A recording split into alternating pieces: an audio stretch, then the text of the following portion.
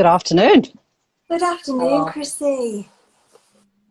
Hey, I was just going to allow some people to try and join us to give some time to work out how this all works because I had to get in myself. So we'll give a few minutes, but for now we'll just say welcome to our Instagram Live with the Children's Burns Trust. My name is Krissie. I'm one of the specialist nurses in Burns, and I will be joined today by lovely Charlie, whose book is just behind me, and his mum Michelle, who will be having a chat with us today. So welcome to both of you. Thank you, Krissie. So I see there's a few people that are joining, so that's quite nice to see that we'll have a lovely audience that can hear us discussing burns awareness and prevention messages today, as it is a National Burn Awareness Day that is being celebrated, and all the awareness messages are flying out across the UK today from the burn services, burn survivors, fire services, all our organisations that are helping us support this day and raise awareness. And you guys have been busy today as well, haven't you? Yeah. Been doing interviews. Yeah, amazing. So I think we might as well make a start. We're a few minutes into our live, and I'm sure more people will join as we go ahead. So first and foremost, we're here today to discuss the burns prevention, importance of first aid, and the fact that our national burn care statistics show that actually most of the burn injuries happen in the home. So Michelle, Charlie, I think it would be really pertinent to start with your story, your experience. So can you start us off telling us what happened all those years ago? When I was 15 months old, I had a chest infection at the time, and we were cooking tea, and my mum would put all the vegetables in the pan, and she'd gone to get me medication, and I climbed up, and she'd left the handle of the pan poking out, so I whacked it down, and all of the boiling water fell onto me. So 10% of my skin, full thickness burns, and I had to have a skin graft we took the skin off my leg and put it on my arm. And I was in hospital for about 4 to 5 weeks. And then my treatment since then has carried on for pretty much my whole life. Going to Manchester, massaging, physiotherapy, putting creams on it, making sure it heals well. And so that's pretty much been the biggest part of my life, and my scar will be with me forever. So that's why we've done everything. Amazing. Charlie, how old are you now? I'm 14. So it's been a long journey from your 1-year-old self to now, and like you say, that the consequences of that injury are still affecting your life right now. Yeah, it is true, and a lot of the prevention messages now are about the safety of children around hot surfaces, around kitchens specifically, because we know that our toddlers, the young babies who get on the move, explore their world with their hands, with their mouths. They want to see what mum and dad are eating, drinking. They want to touch it too. And of course, quite often it is hot stuff that's not safe. And a lot of the information that we're seeing Children's Burns Trust and British Burn Association putting out right now is to do with putting the hot drinks to the back of the kitchen surfaces, putting the pan handles to the back, because it's just simply out of reach of the little fingers, isn't it? Michelle, so obviously Charlie told us about how this happened. Can you tell us your version, because ultimately your whole family was involved in this and was affected by this incident so many years ago. So tell us how it was for you at that time. Yeah, it's I've decided to ring right at this moment. And the most horrific experience of our lives, of our family lives. Family life is busy. I was working. I had 2 young children. My eldest was 4. Charlie was 1. Life is a constant juggle, isn't it? You're spinning plates, and sometimes you can feel like you're in this constant rush. And it was a terrible, terrible accident. It was my fault because I'm the mum. And I've had to come to terms with that over the years and accept it. And my role in it, the guilt, lasted a long, long time. It has eased over the years. It was a very, very busy night. We were due to go on holiday that night. I'd been in work. So you're already thinking, I've not finished packing and, we need to get sorted. And Charlie said, he wasn't very well, so he'd had to go to the doctors. I left my kitchen for seconds. We lived in a small bungalow, Krissie. I left my kitchen for seconds. I'd already put peas in and I thought, his medicine, does he have to take it before tea? I left with good intentions to do something good for my child, but in my rush and in my haste, that message of my pan should have been at the back of the hob and the handle shouldn't have been in. And I thought long and hard about this since, because we lived in a small bungalow at the time, actually with a door on the kitchen. I could even have closed my kitchen door because he wasn't in the kitchen when I left. I left and he walked in, and we must have passed each other almost, but my mind was on, I need to get his medicine into him before his tea. But modern houses are very much open plan, aren't they? Very few kitchens now have doors on them because you've got your kitchen, diner, living room type setup.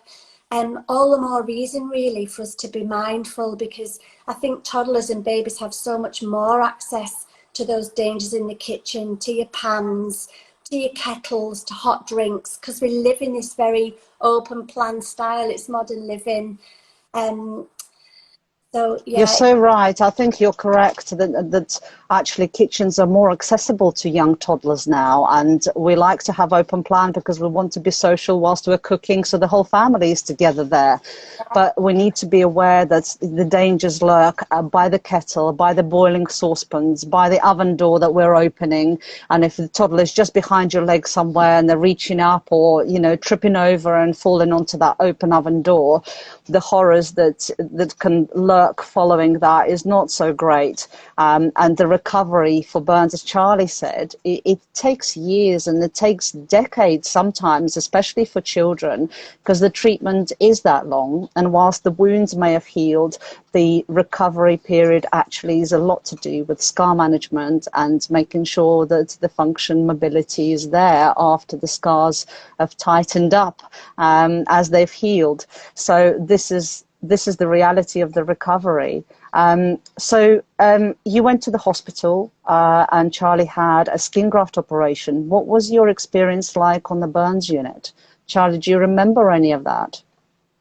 To be honest, no. I've heard stories about how it was, how the whole going there and meeting everyone, and it just sounds like a fun time, to be honest. Aside from the burn, it just sounds like you go there and you have a play and you do some treatment, and it just sounds like a nice place for someone who's young to recover in. Gives a sense of belonging there. I think the play specialists, the paediatric nurses, especially, we all try to make it as normal for children to be on the burns unit as possible, to make sure that it's fun and the dressing changes are not all about pain. But of course, for you as parent, Michelle, that experience would have been very different, and you must remember every moment of that. So tell us about that. Yeah, I think until you've actually lived with a burn injury, you have no idea actually how horrific and traumatic it is and how grueling the treatment is. I'm really glad that Charlie has actually taken away that message, because his long-term recovery is about him not recovering from the trauma as well as he can. It's not as easy for parents. I think what's incredible is Charlie was initially treated at our local hospital. His body was shutting down. They had to drill into his bone to get fluids and medication into him. He was very, very poorly at the time. It took about 5 hours to stabilise him, and then we were blue lighted down to Manchester. So we were 100 miles away from home, taken away from our youngest son. But the minute we got there, it was like there was a calm. I just knew that we were in expert hands. The nurses, the doctors, the consultants there, they knew what they were doing. They knew it. They weren't fazed by the extent of Charlie's wound and his injury. And that was very, very helpful to me and my husband, that we knew that we were with experts at the time. But the treatment was grueling. So Charlie did have a skin graft, Krissie, but it wasn't until 7 days after his accident. So every day we went into a room called the bathroom where his wound was cleaned. They put, I think it was called flanazine, the cream, because it's got pure silver in it, amazing healing properties.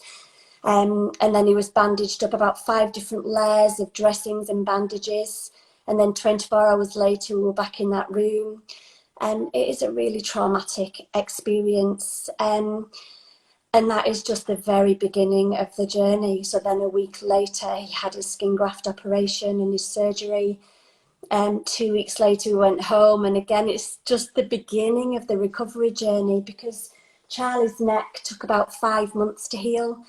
And it was doing, there was this uncertainty of he might have needed a skin graft. And it was every time he went to the hospital, it was 200-mile round trip, and it was 3 or 4 times a week. And it'd break down, and then it'd heal a bit, then it'd break down and heal a bit. And you feel like your whole life is consumed with this accident and the injury and the recovery. And then there's the treatment, the creaming of the graft, the massaging, the stretching, the physiotherapy. It can feel very consuming as a parent at the time. It's a lot, isn't it? You certainly hit the nail on the head there, saying that actually, as far as the burn services go, we are not located close to your home. So wherever the burn injuries happen, we are not at your nearest local hospital. Burn services are sporadically placed scattered all across the UK map. And actually quite often the families are having to travel for many hours to get there to the bedside, to be present, potentially needing extra accommodation, all of this financial and economic implications also for a family, which must be considered. So we are far away, but like you say, the skill set within the team is vast. We are a very large team, and we support you from the very beginning to whenever you feel that you fully recovered, you don't need us. And even then, we're staying in the background. So we're always there to support you. And outside of that, we have wonderful charities like Children's Burns Trust, for which we're all ambassadors. Charlie, Michelle, myself, we're all ambassadors for Children's Burns Trust. And, we get the opportunity to raise awareness and to tell others what it's like, because it's not just about people who have had injuries, children who've had injuries, and families who were affected by burns. Today is a lot about telling people who maybe have not considered a burn injury at all that it does happen, that it often happens close to home, often in our homes, often within reach of a supervising, loving adult, loving parent. And it just happens. And it happens exactly like you described. Yeah. It's true, isn't it, Michelle? Yeah, it is. And you have to come to terms with it as a parent, and it's really difficult. I think the love you have for your children, it's profound and it's vast and it's deep. And you can feel very guilty that you've put them in that situation. Look at him. Is that point? Oh, bless him. He's fine, isn't he? He's like, I'm all right. But do you remember, often we talk about the importance of first aid, and I want to actually talk to you both about this, that first aid is important when it comes to burns. If we miss the opportunity to intervene early on, the burn gets bigger, it gets larger and deeper, and then requires more surgery, it requires skin graft operations, and is more likely to heal into a nasty life-changing scar. So we know that parents often either don't know the appropriate thing to do, or they don't do it thinking, I'll get my child to the hospital because they'll do it. Can you just talk us through when this happened, what your immediate actions were? And did you know the right thing to do? How did you know what to do? Yeah, it's a really good question. Thank you, and really good points that you're making, Krissie. I didn't exactly know what to do, but I knew I had to cool it, and I don't know why I knew that. And I don't know if it's just through, as an adult, through growing up as a child, maybe catching yourself on the oven like you do, or your hair straighteners like you do. You know you've got to cool it. It's sort of part of a natural thing that you do, but a burn to this extent, you know, it's not something I'd ever come across before, but I knew I had to cool it. My gut reaction was to get his clothes off. And he was lying on my floor, and as I took his clothes off, his skin was coming off with the clothes, which was really distressing. He was hysterical, I was hysterical at the time, and I knew I had to cool it. So we lived in a small bungalow. I took him into my bath. We didn't have a shower over the bath, so I put the cold tap on, and I was trying to keep him under the tap to try and cool him down. But in my head, I was thinking, I've got to phone an ambulance. But how do I keep him under the tap? And how do I phone an ambulance? I was on my own in the house at the time. I went and rang the ambulance, and I was trying to hold the phone in one hand, speak to the ambulance. Charlie was screaming, and he was saying, you need to leave your baby, you need to leave your baby, we can't hear you. I said, I'm not leaving my baby. And my husband came home at that point. He took over on the phone, and he ran the shower for me. We had another little shower. And I actually just stood under the cold shower with Charlie, just with cold water coming on us both until the ambulance came. So that is what we did. Thank you for sharing that. So quite a few really important points. You knew that cooling is important. The advice from the British Burn Association is that we need to cool for 20 minutes, and that needs to happen within 3 hours of the burn injury. And sounds like that's exactly what Charlie got. You immediately got him under the tap and eventually under the shower.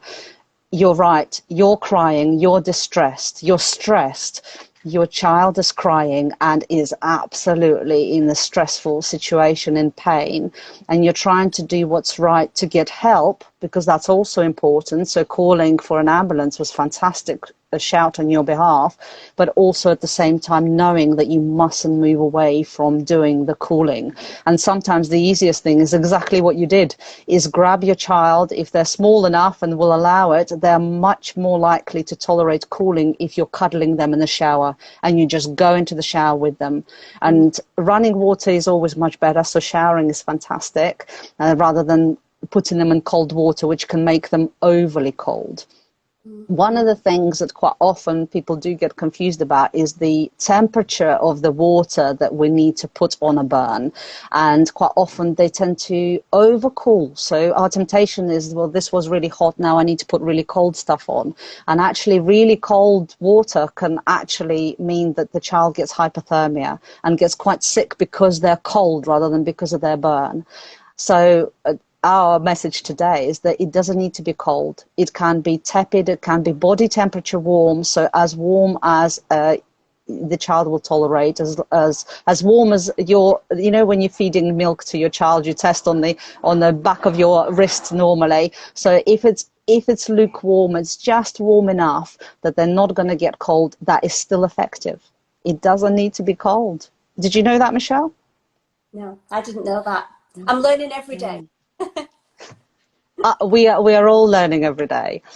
So sounds like you had a very traumatic experience that then went to the reassuring surrounding space of the burns unit, and then obviously the frequency of dressing changes, the skin graft operations, and finally Charlie heals. And you alluded to the aftercare, that once the burns healed and there's no more dressings, there is now the aftercare of the scar tissue. The scar tissue is the newly formed skin that is a natural process for every wound that heals fully.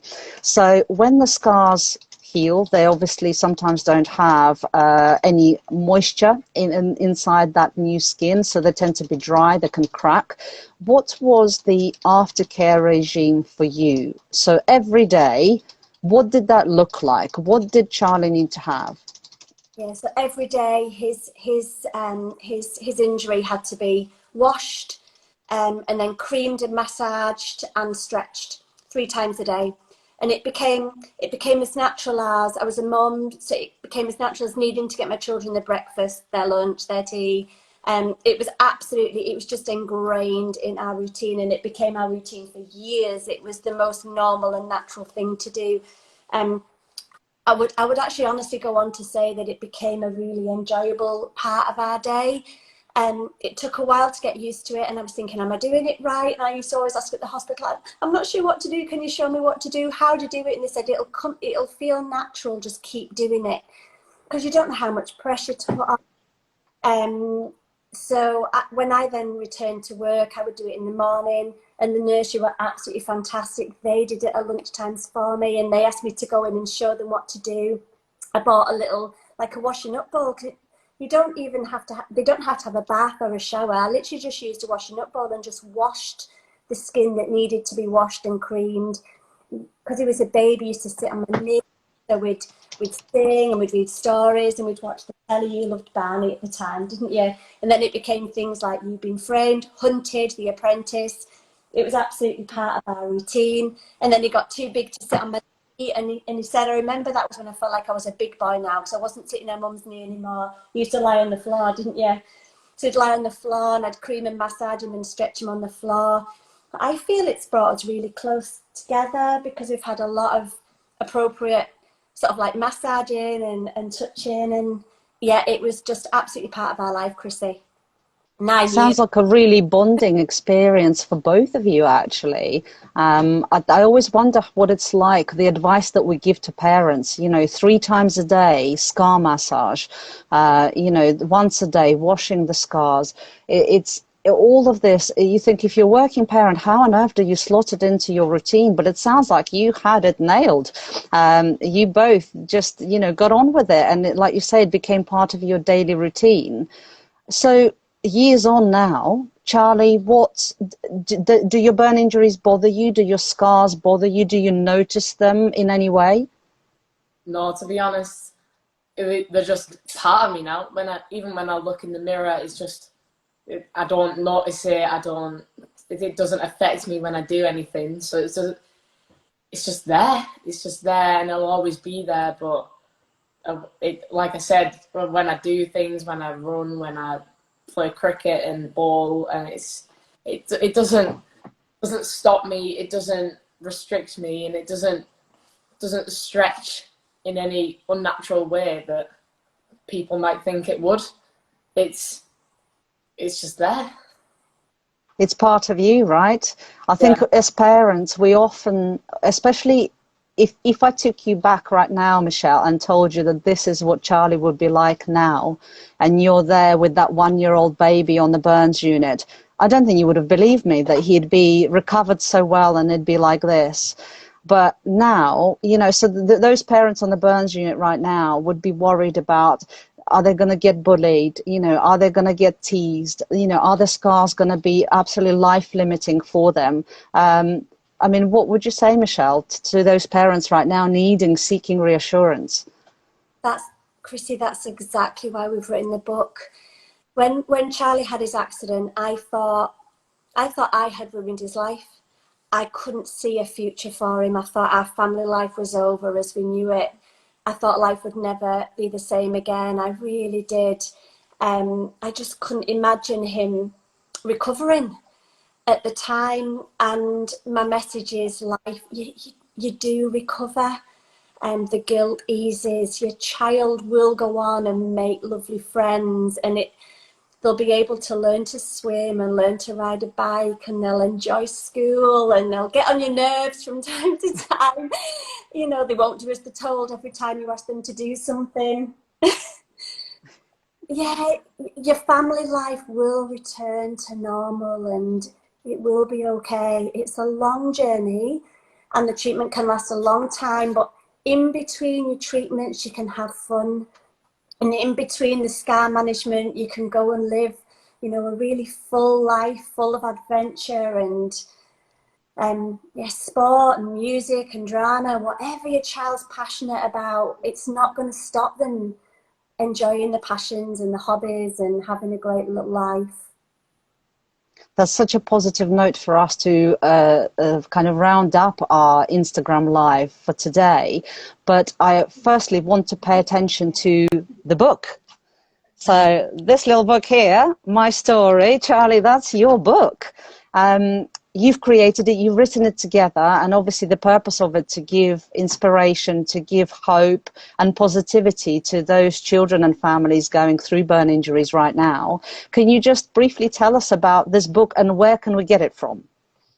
Well, we wrote this book, like Mum said, to try and give that hope to people in that time, maybe that we didn't have, our families have never really had. Give something that will reassure people that it'll be okay and you can live a normal life. And that was the main message of the book. Obviously, we're now giving it out to hospitals around the world, thanks to the Children's Burns Trust helping us distribute it. And you can also, there's a Just Giving page where you can give a small donation and then get a copy of the book as well. So it's good that it can reach as many people as possible from where we thought it would just go into Manchester, and it's good that it's now just massive now compared to what we thought it would be. That's fantastic. So thank you both for joining the Instagram Live today at 1 p.m. We are meeting again, aren't we, at 8 p.m. this evening. So anybody who hasn't managed to catch up with us at lunchtime will be catching up with us this evening again. And we'll go through your story one more time and our prevention messages. In the meantime, I would say follow the hashtag #BeBurnsAware, and all over the social media, the whole of the timeline is currently lit up with burn prevention messages and stories like yours that actually inspire and let us know that actually there is hope and there is quality of life after burns and families do recover. Thank you so much both for joining me today, and I shall see you at another time. Take care. Take care. Thank you.